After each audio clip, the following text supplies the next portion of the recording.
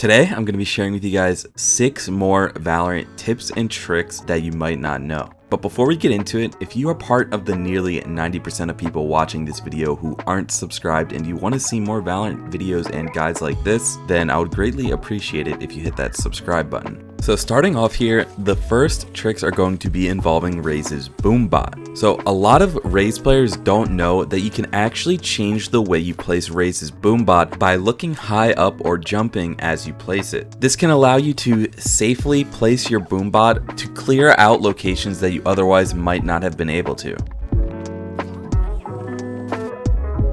Another trick involving Raze's Boombot and Satchel Charge is that you can actually use the Satchel Charge to boost the Boombot over certain objects, as well as attach it to your Boombot so you can activate it while the Boombot is chasing an enemy.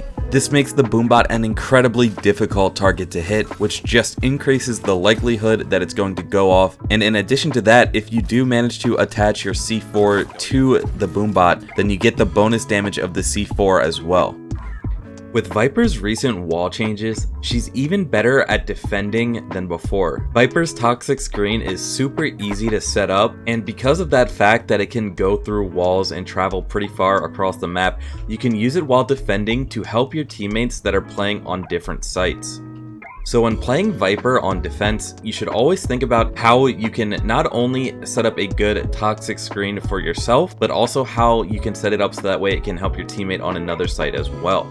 For example, here on Haven, if you are playing Viper and you are defending a site, you can easily stand in this corner and line up a toxic screen to help your teammate playing B site as well. So this toxic screen, for example, not only covers your A long and your A short, but you can communicate with your teammate here playing mid and put up the wall to help them as well. So communicate with your teammates on other sites, ask them if they need cover, if they need your wall up, and hopefully you should be able to secure yourself some extra rounds while defending. Next up is a pretty cool breach trick that I've not seen many people use.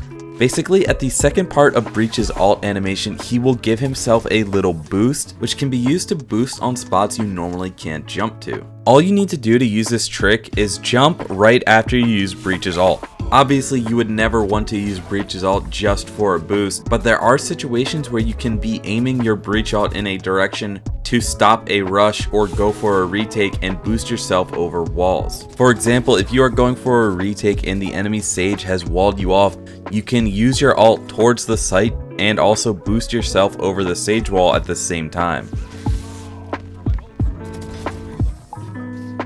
Another great example would be playing behind the truck on Bind A site, as you can ult towards showers or short and boost yourself on top of the truck.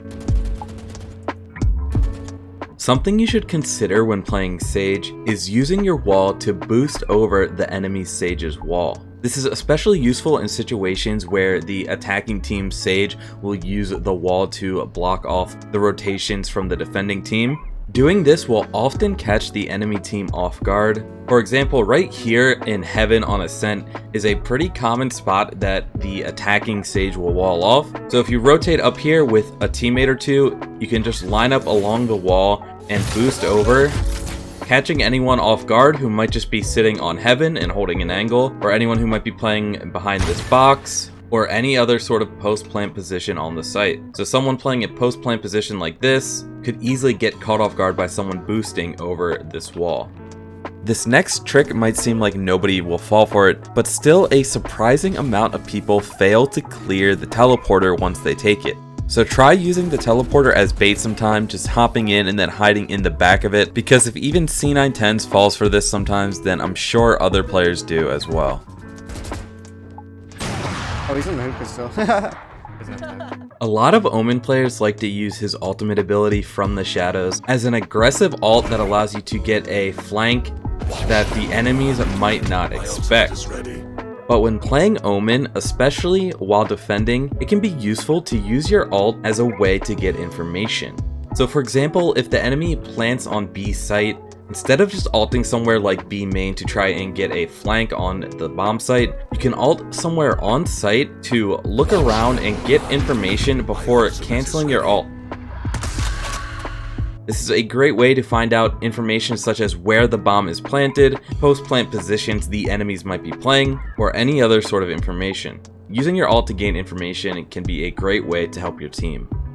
I hope you guys enjoyed this tips and tricks video. If there's any tip or trick you want to share, be sure to leave it in the comments down below. And if you want to see more Valorant videos and guides like this, then I would greatly appreciate it if you hit that subscribe button.